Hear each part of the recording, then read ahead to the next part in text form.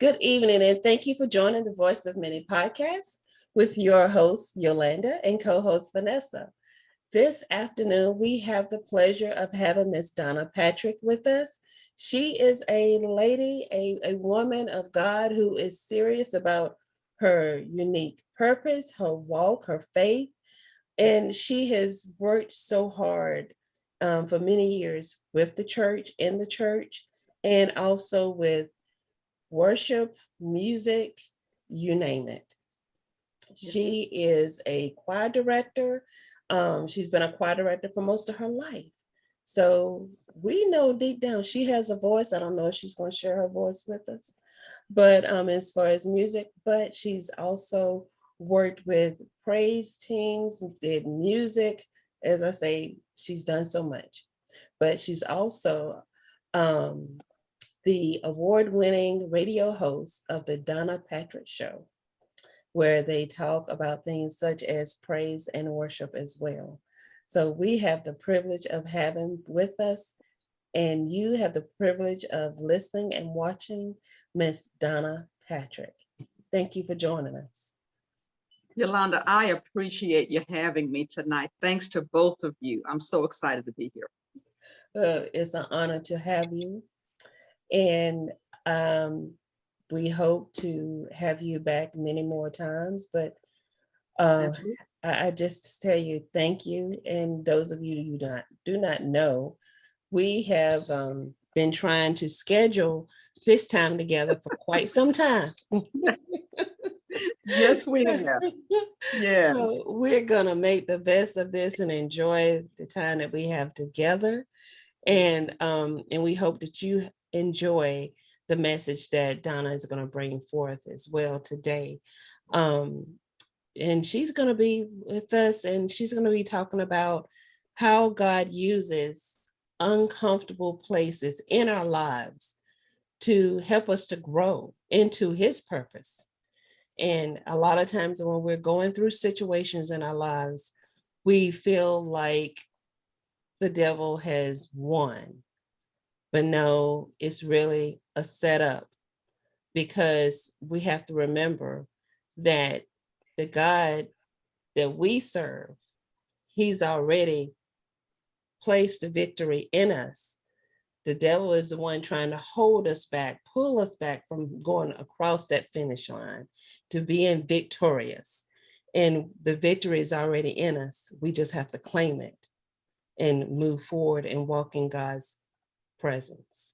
So, Donna, I'm going to let you take it from here. And I just want to ask you and share with our listeners, why is walking in your purpose so important to you?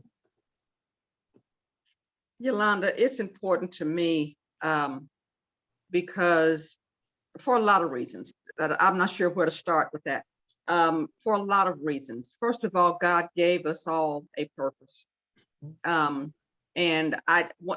remember Dr. Miles Monroe? Yes, remember ma'am. him? In his lifetime, Dr. Miles Monroe said, the cemetery is the richest place on earth because there are people out there who died with their purpose still inside of them. Yes. You know, how many funerals, and I want to ask your listeners, how many funerals have you been to where you knew the deceased lived and died with their life's purpose still in them? Mm-hmm. That's a very thought-provoking question. And I don't want to be one of those people. I don't want you, your daughter, any of your listeners to be one of those people. You mentioned uncomfortable places. You know, when you walk in your purpose, and I can certainly attest to this. When you walk in your purpose, it's going to get uncomfortable. Mm-hmm. It's going to get uncomfortable. It's going to get scary. It's going to get, you're going to feel at times, am I on the right track? Am I doing the right thing? Am I really, you talk about spiritual warfare. When you're walking in your purpose and you know what that thing is, and you're walking in that, the enemy gets busy. And you talk about spiritual warfare, when you're walking in your purpose, and you alluded to it just a moment ago. That's when the devil gets busy. When you know what God has called you to do. But it's important let me answer your question. It's important to me because I don't want to take what God gave me and sit on it. Mm. I don't want to sit on it. I don't want to not do what God called me to do, because I don't want, when my day comes to stand before God, I don't want him to ask me, why didn't you use what I gave you? Yes. Remember the talents in the book of Matthew that Jesus talked about? One of them, now most of them used what the master left. The master gave them something and he went away for a while. And a couple of them used theirs and they multiplied it. Well, one hid his. He hid it. Yeah. He buried it. He didn't do anything with it. And his excuse was, well, master, I was afraid. I knew you were a shrewd man. And so I took it and I hid it. Yeah. I don't want to be that person. I don't want to be that person. I have to do what God has purposed me to do. I have to. And it's just not an option for me. That's very, very true. And speaking on him as far as the purpose, I want to speak a little bit on Joseph as far as him walking in his purpose. His brothers were jealous of him because of the dream that he exposed to them. And in doing so, they faked his death. They sold him off. But then he continued in every walk of life that he experienced. He always remembered God. He knew to call on God, that God would be with him. And so then whenever he went into his next journey, where he was put into jail, and he remembered God. And so he sat there for years before he was remembered. And he was brought to the next phase of his life, where he was then able to reveal his gift again with dreams. And he brought birth forth. He didn't bring it. He birthed new life, not in just what he was doing, but into what the king was doing. Absolutely.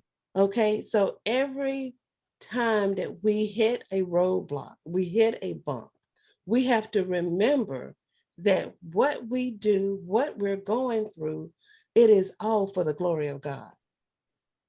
I need to stop you right there, Yolanda, because remember in Joseph, toward the end of Joseph's the more painful part of his journey, toward the end of that, remember, now he's been walking in his purpose, interpreting dreams, in prison. The jailer, remember, the jailer put him in charge. Yes, he did. Remember that? That? And toward the end of his most painful journey, the thing that sticks out to me in that story is the king sent for him. Yeah. Yes, ma'am. Yes, ma'am. The king sent for him. Now, he interpreted dreams for the baker and the butler. One of them made it out of prison. The other one didn't. Right. Yes, ma'am. But the one that stayed in prison with him, he eventually got out, but he forgot Joseph. 2 years went by. Yes.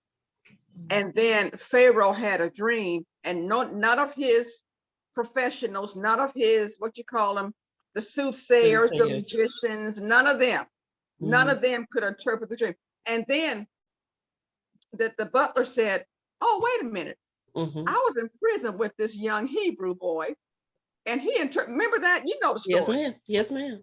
And he said, King, this young Hebrew boy interpreted my dream. Maybe he can interpret. The king sent for him. Yes, he did. Because none of his wise men in his camp could do it. Right. He sent for Joseph. And the point I want to make to somebody tonight is that as you walk in your purpose, oh, come on, somebody. Yes. As you walk in your purpose, the King will send for you. Amen. Amen. Yes, he will. He'll send for you. And, you just keep, Joseph was just walking in his purpose. Mm-hmm. Yes, he was. Walking in his purpose.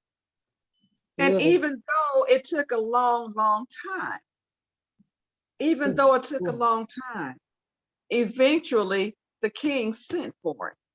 And Joseph went from jail inmate to second in command in Pharaoh's camp overnight. Just God did it just like that. Just like that. Just like that. And like I said, we have to remember that, like I said, no matter what you go through, we can't see the finish line. Woo. We can't see it. But God is always preparing us for the next step. Yes, he is. And is what like he said, he told his brothers, he said, what you meant for bad, God did it for good. Yes. He continued to walk in his purpose. He never forgot God. He never forgot God. He never took his sight off of God. Everything he did it in the glory of God. In doing so, we ourselves, he is a very good example of walking in your purpose. Yeah. Never give up hope. God didn't forget him. Joseph never forgot God, and God didn't forget him. Yeah, that's right. Because every phase of the painful journey, we read in that passage, but God was with Joseph. When Potiphar's wife lied on him, but God was with Joseph. When his brothers threw him in the pit, it says, but God was with Joseph. Yes, it does. Yes, it does. When he went to prison, the text says, but God was with Joseph. Yes. And so Joseph never forgot God, and God never forgot him. Yes. And it's amazing. It's amazing. And Joseph had every right. And if I could use my sanctified imagination for a minute, I'm quite sure that when they threw him in that pit, left him, sold him into slavery, I'm quite sure in his human condition, I'm sure he was angry. He was scared. I'm quite sure. He didn't know what was going to become of him. Away from his family, away from everything that he knew. I'm quite sure at some point Joseph got mad. He probably felt definitely unloved. I mean, his brothers let him know. They were pretty clear on that one. Oh yeah. We don't like you. But over time, and that's the thing about, I just spoke at a women's conference in Tacoma, Washington, a couple of weeks ago. And as I was preparing for that, I was asking God, what do you want me to tell that house? What word do you have for me to share with that set of women? He said, tell them about purpose, but don't stop there. Tell them about the process. Yes. Tell them about the pain. Tell them that it's going to get hard sometimes. But there's a promise also. So Joseph experienced not only the promise, because remember his whole dream was that they're going to bow down to him. Yes.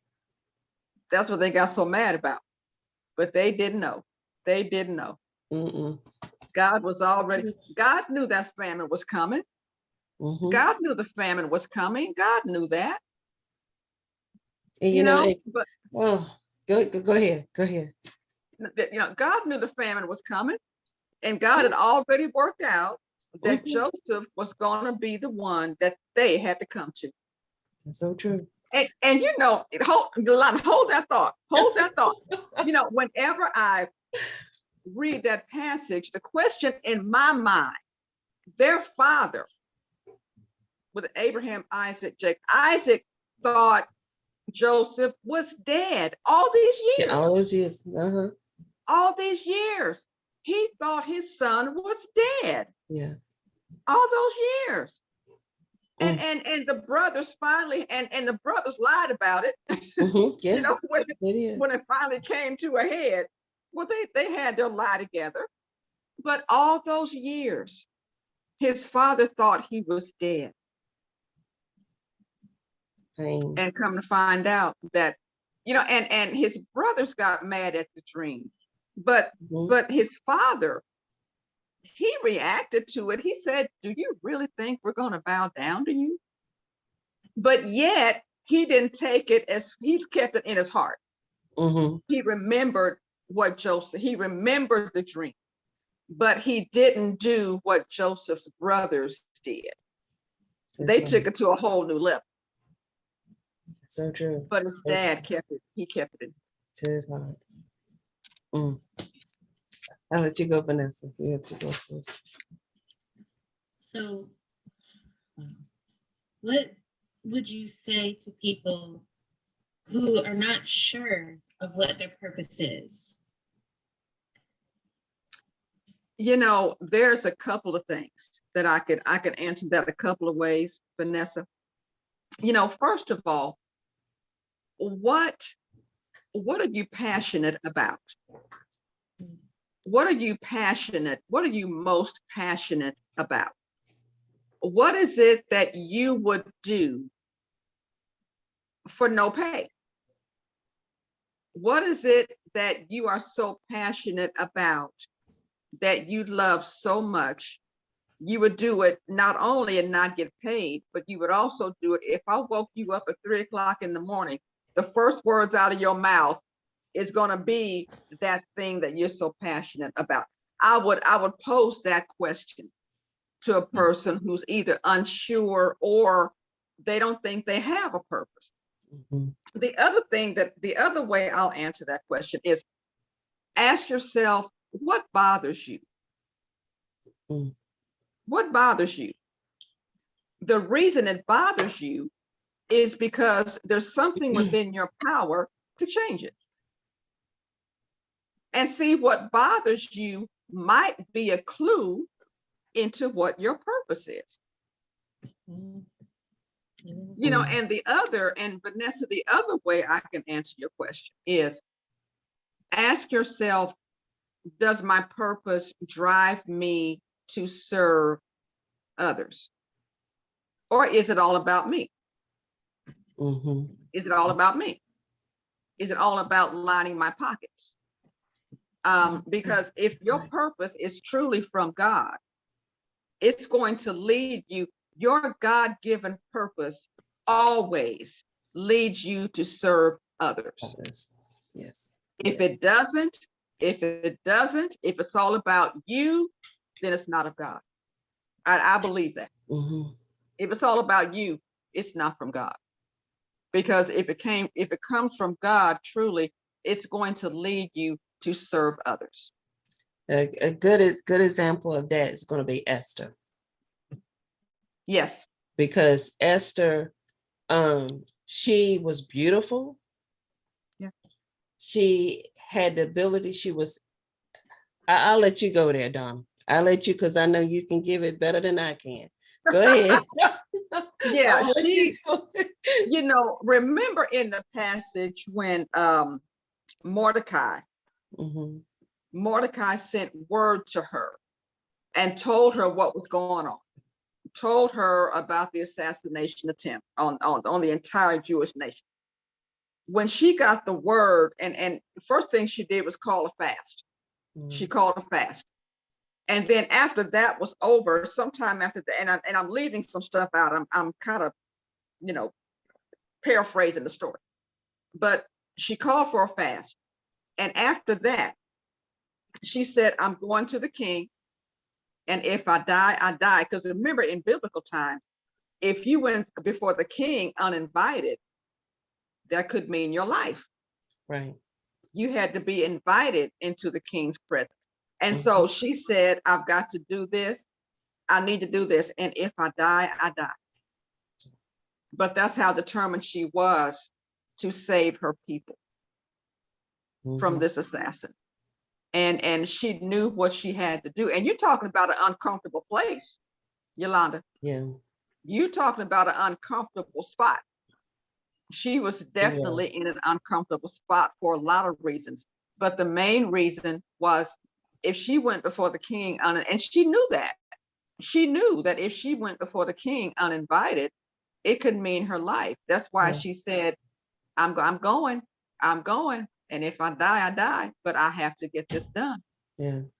And so she fixed up, she fixed her hair, her makeup, her clothes.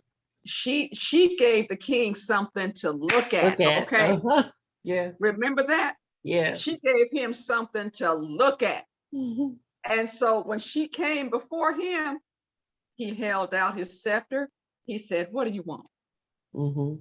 What can I do for you? She had his attention. She had his attention. She had his attention. Yes, she did. She She had his attention.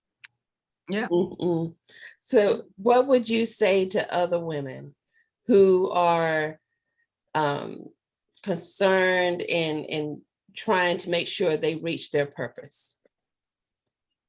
Well, you know, I have to give this example. I went to I never go to singles conferences. I don't like them. I never have. But a friend of mine was giving one. A friend of mine who was in ministry was sponsoring a women's conference and a singles conference. And so to support my friend, I went. I went to support my friend. And one of the speakers got up and said, what do you do in the meantime? And I know we're not talking specifically about single women necessarily, but this is just an example. One of the speakers got up and said, as a single Christian woman, what do you do while you're praying for the man God has for you? What do you do? And she said, you know what you do? You walk in your purpose. Yes. Yeah. Well, with that, I could have got up and went on to the house because I got what I came for. Now, remember, I don't go to singles conferences. Remember that. I don't go to, no, I don't like them. I never have. But when she said that, I could have picked up my purse and went on to the house because I got what I came for. I mean, to me, that answer was so, it was simple. You know, you get a simple but profound answer. It was simple but profound. So I would tell whether married or single women, and I was, you know, I'm not married anymore, but I told God, but just I'll say this parenthetically, I told God the next man that I get serious about, God, you will send him. And that's all I say about that. But that's another podcast. But what I would say to women who need to learn, who want to learn, or who may need to learn, you know, first of all, ask God. Ask God. The first line of action, ask God, what is my purpose? Lord, what did you put me on the earth to do? What did you put in me that I haven't seen yet? Maybe I haven't seen it yet. Maybe it's in my blind spot. Maybe I'm not looking.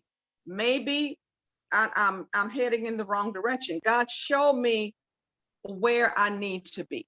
Show me where you have divinely ordained me to be.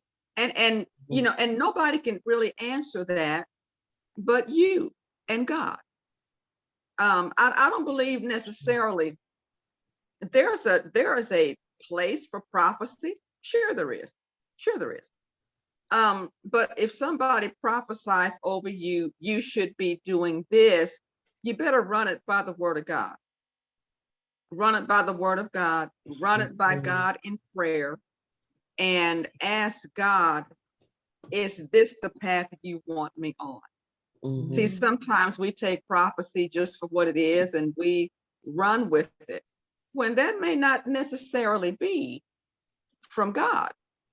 True. So we've got to stay in prayer about what your purpose is. Ask God. He's the only one who can tell you. Mhm. I can't tell you. That is between you and God totally. So ask him, ask God what he would have you to do and where he wants you to be. So true. So true. And for you, when did your passion for the ministry come from? When was it ignited in you to know that that is where your purpose was? That is such a great question. That is such a great question. You know, I was raised in the Baptist church. I was raised in a Christian home. Um, I started playing for the church when I was 11, and I'm still doing that. And, my piano teacher years ago, I was a kid. I had to be no more than 10, 11 years old, if that. My piano teacher told my mother, she said, Donna has music all over her. And I'm classically trained, but when the gospel music bug bit me, Mm-hmm. that's all she wrote. Now my piano teacher, she didn't stop teaching me classical music, but being the kind of teacher that she was, she took that and flipped it. When I told her that I really loved church music, she flipped it and she said, okay, well then eventually you're going to be playing for a church. So that's when she began giving me organ lessons. That's how that happened. That's how that happened. She split my lessons between classical piano and church organ. So that's how she handled that as a teacher. And I just thought that was very wise on her part. But music ministry, Vanessa, was really bred into me as a child. It really was. And I had so many wonderful mentors, not only in my church, but others, my piano teacher and other people as well. It was just bred into me as a child as far as music ministry. And I still love it. I still love music ministry. I love being a musician. I love being a choir director and worship leader. The worship leader came much later. But, piano music ministry has just been, it's a part of who I am. It's just in me. It's just in me. And I enjoy it now as much as I ever did. So I stand on a lot of shoulders, Vanessa, and I had so many people pour that music into me. And then down the road, part two of that question, Vanessa, if I could talk about being a worship leader, my purpose with that. That came much down the road. That came about 20 years ago for me. The church I was serving in at the time, I was on the music staff and the pastor came, and we did nothing about praise and worship at that time. We didn't have a praise team. We weren't teaching on it. Nothing, none of that was going on at the time. And this was probably back in the early to mid 90s. And the church I was serving in at the time, my pastor came to me and he said, Donna, I want to add a praise and worship class to Sunday school. He said, and I want you to teach it. Now, I don't know from that day to this one why he asked me. I don't know. I still don't know. But he knew something I didn't. God must have had a talk with him before he had a talk with me, because he asked me to teach that class. And, God lit a fire under me right then.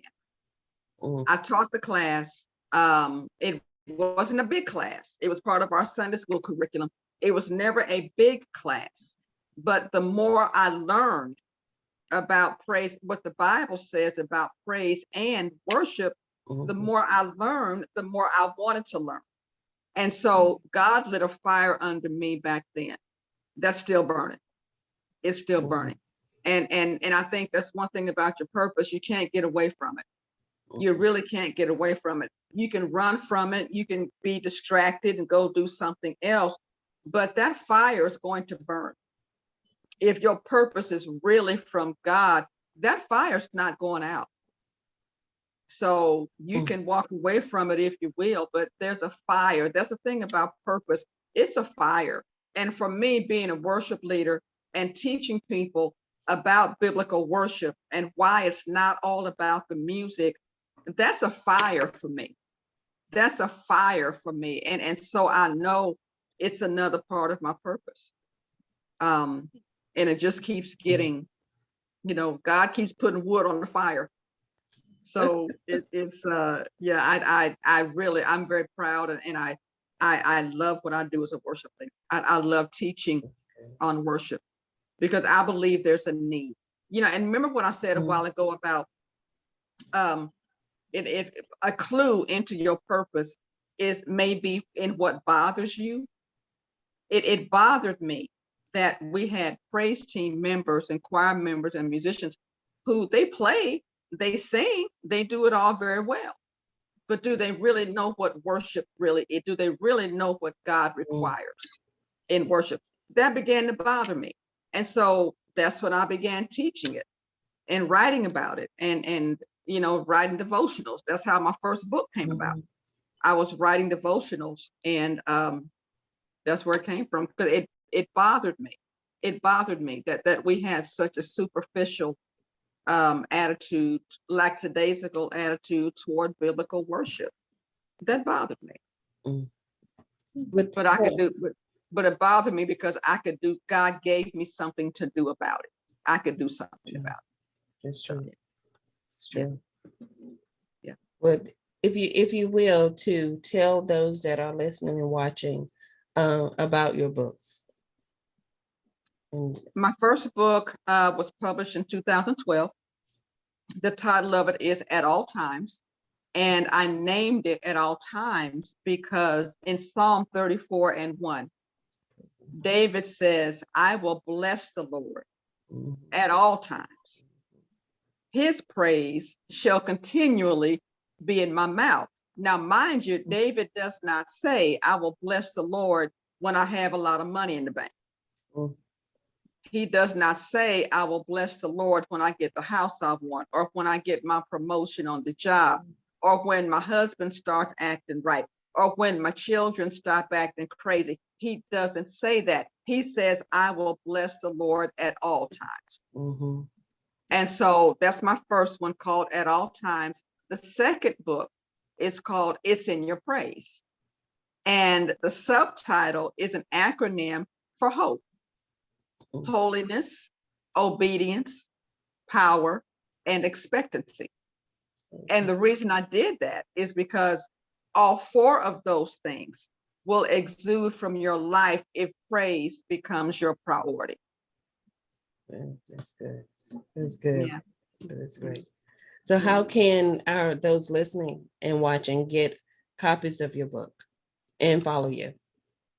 They can go to my website, DonnaRenayPatrick.com, and Renay is spelled RENAY, DonnaRenayPatrick.com. Click on the store tab, and all of my books are there. You can purchase them, 1 or 100 if you choose.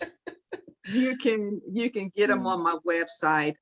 You can also contact me. There's a contact form on my website, or you can send me an email, DonnaRenayPatrick@gmail.com. I'm on Facebook. I'm on LinkedIn. So you have different ways to reach out to me. And I'll be happy to give you my calendar link. If you want to talk about your purpose, if you want to share with me about your purpose, if there's some ambiguity about knowing your purpose, I'd love to just sit down with you. And we can kind of at least get you on the right road with that. So I'll be happy to send you my calendar link, and you can get on my calendar and we can sit down and have a conversation. I'd love to do that. And that's something we definitely need to do. And for those as well, we will make sure that you have all of Donna's information on our website. So you can definitely get in touch with her and follow her as well. I want to thank you so much, Miss Donna, for being with us and sharing your much needed knowledge with us as well. You are so welcome. How much time do we have left? Are we out of time? We got to go right No, we ahead. have time.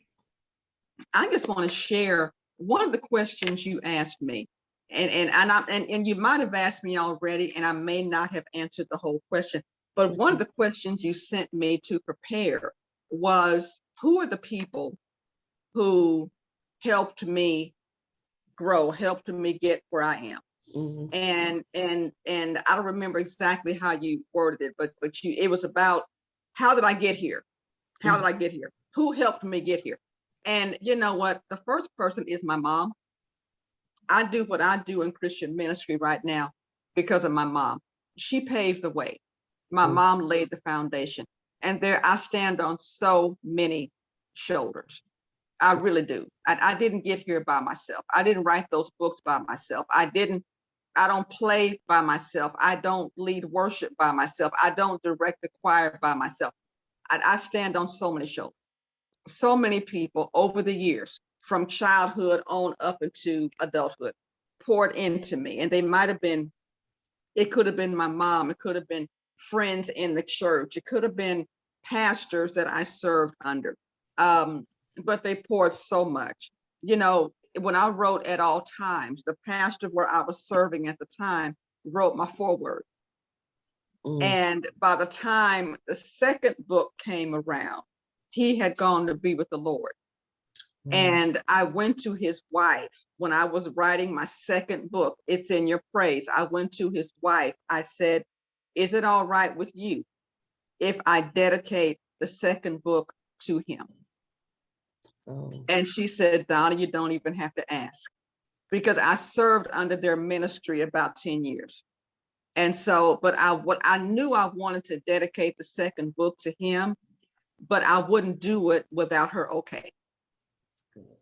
I wouldn't do it without her okay. And naturally, when the book came out, she got the first copy. That's right. That's nice. You know, and so I would not have done it without her, but there's been just so many. And the same pastor I'm telling you about now, when I was working on my master's, he was so instrumental and so unselfish. That's why I dedicated the book to him. He was so unselfish, because when I was in school, from time to time, I would call him and I would say, Pastor, I got this assignment due, you know, so-and-so day. What information do you have? Because he had a vast library, had a wonderful library at the church. I don't know, it's no telling what he had at home.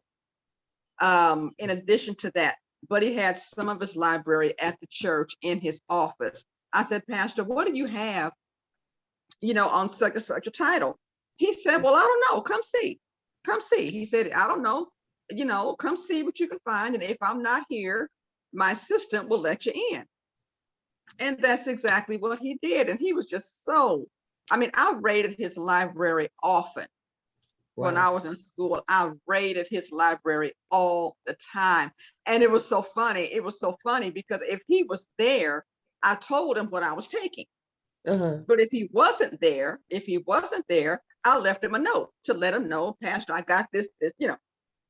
But it was so funny. When he was there and I took something, I would say, Pastor, I'll have it back when the assignment's done. Give me just a few weeks and I'll bring it back. He said, oh, it's okay. I'm not worried about you. I know you'll bring it back. It's my preacher friends who don't bring stuff back. Oh my goodness. he said it's my preacher friends who don't bring stuff back. He said, I'm not worried about you. But he was just a wonderful man, And he was one of the people whose shoulders that I stand on right now. So it's been so many people. That's wonderful. That is absolutely wonderful. Yeah. That's great. Thank you. Thank you so much. And to those of you who are watching and listening, please don't forget to follow us on our social media outlets. Please also don't forget to hit that like and subscribe button, as we don't want you to miss out on our great guests or our great topics. And we want to thank you all for tuning in, and we'll talk to you later.